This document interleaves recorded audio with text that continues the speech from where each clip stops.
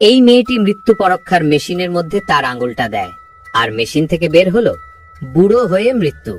তখন লেখাটা দেখে সে খুশি হলো আর ভাবলো, আমি তাহলে অনেক লম্বা বছর ধরে বাঁচব। কিন্তু তারপরের মুহূর্তে একটি বৃদ্ধ লোক তাকে গাড়ি দিয়ে ধাক্কা দেয়, আর সে সেখানেই মারা যায়।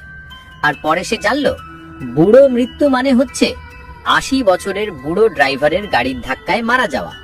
এরপর একজন ছোট ছেলে এসে পরীক্ষা করলো।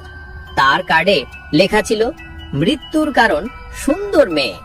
ছেলেটি এরপর থেকে সুন্দর মেয়ে দেখলেই দূরে সরে যায়। কিন্তু একদিন যখন সে সুন্দরদের থেকে দূরে যাওয়ার চেষ্টা করছিল, হঠাৎ আগুনে জ্বলতে থাকা একজন মেয়ে তাকে ঠেলে দেয়, আর তখনই সে আগুনে পুড়েই মারা যায়। এরপর এক টেনিস খেলোয়াড় নিজের মৃত্যুর ধরন দেখতে এলো, আর তার কার্ডে লেখা ছিল, প্যারাশুট নষ্ট হয়ে মৃত্যু।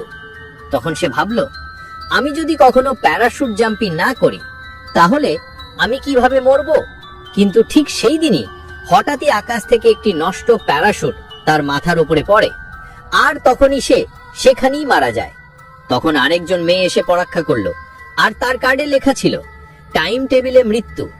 মেয়েটা তখন খুশি হলো, আর সে ভাবলো, আমি তাহলে ভবিষ্যৎ বা অতীতে যাব।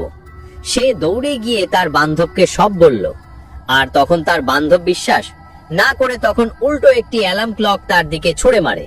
তখন ঘড়িটি লাগিয়ে মেয়েটির শরীরে, আর সে সঙ্গে সঙ্গেই অজ্ঞান হয়ে যায়। আর চোখ খুলতে সে দেখে সে এসেছে একটি যুদ্ধের ময়দানে, আর তার চারিদিকে দাঁড়িয়েছিল হাজারো শত্রু বন্ধু হাতে নিয়ে। আর মেয়েটি তখন সেখানেই শেষ হয়ে যায়।